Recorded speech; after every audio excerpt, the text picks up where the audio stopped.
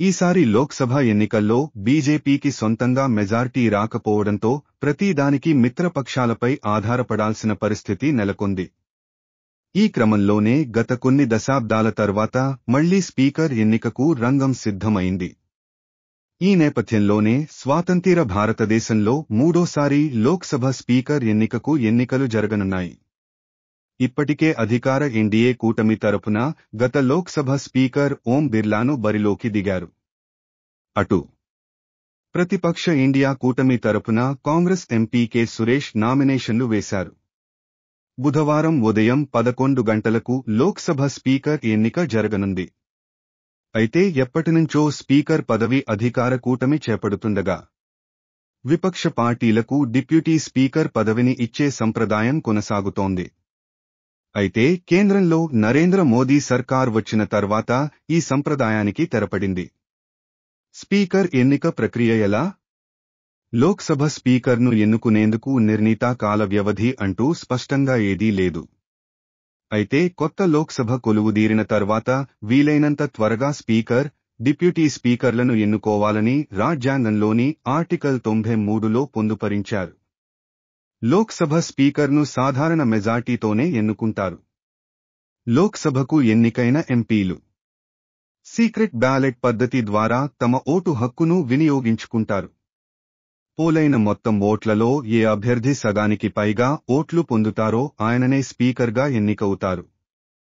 Speaker పదవికి ఎవరు అర్హులు? లోక్సభ స్పీకర్ పదవికి పోటీ చేసేందుకు ప్రత్యేక అర్హతలు ఏమీ అవసరం లేదు. లోక్సభలో సభ్యుడిగా ఉన్న ఎవరైనా ఈ పదవికి పోటీ పడవచ్చు. అయితే సభలో సీనియారిటీ, నిష్పాక్షికత వంటి అంశాలను పరిగణనలోకి తీసుకుని స్పీకర్ అభ్యర్థిగా పార్టీలు నిలబెడతాయి. అనర్హత లేదా అవిశ్వాస ప్రక్రియ ద్వారా మాత్రమే స్పీకర్ను ఆ పదవి నుంచి తొలగించే అవకాశం ఉంటుంది. రాజ్యాంగంలోని ఆర్టికల్ 94 ప్రకారం నోటీసులు ఇచ్చిన 14 రోజుల తర్వాతే స్పీకర్పై అనర్హత లేదా అవిశ్వాస తీర్మానం ప్రవేశపెట్టాల్సి ఉంటుంది. స్పీకర్ పదవి ఎందుకు కీలకం? లోకసభ కార్యకలాపాలు సజావుగా సాగడంలో స్పీకర్ కీలక పాత్ర పోషిస్తారు. సభను ఆర్డర్లో ఉంచడం, సభా గౌరవాన్ని కాపాడటంతో పాటు సమావేశాల అజెండా, వాయిదా, అవిశ్వాస తీర్మానాలు అనుమతించే బాధ్యత కూడా స్పీకర్దే ఉంటుంది. రాజ్యాంగంలోని 10వ షెడ్యూల్ ప్రకారం సభా నియమాలను ఉల్లంఘించిన ఎంపీలపై చర్యలు తీసుకోవడం, అనర్హత విధించే అధికారం స్పీకర్కు ఉంటుంది. సభా నియమాలకు అనుగుణంగా వాటిని స్పీకర్ అమలు చేయాల్సి ఉంటుంది.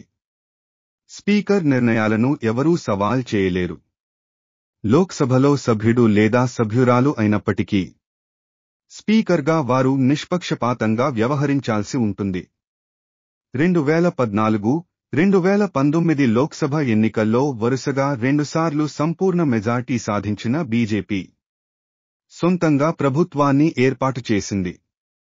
ఈసారి మాత్రం మెజార్టీ మార్కుకు 32 స్థానాలు తక్కువ రావడంతో మిత్రపక్షాలతో కలిసి సంకీర్ణ ప్రభుత్వాన్ని ఏర్పాటు చేసింది. ప్రస్తుతం ఎన్డీఏకు 293 మంది సభ్యులు, విపక్ష ఇండియా కూటమికి 234 మంది ఎంపీల బలం ఉంది. ఈ నేపథ్యంలోనే లోక్సభ స్పీకర్ ఎన్నిక కీలకంగా మారింది.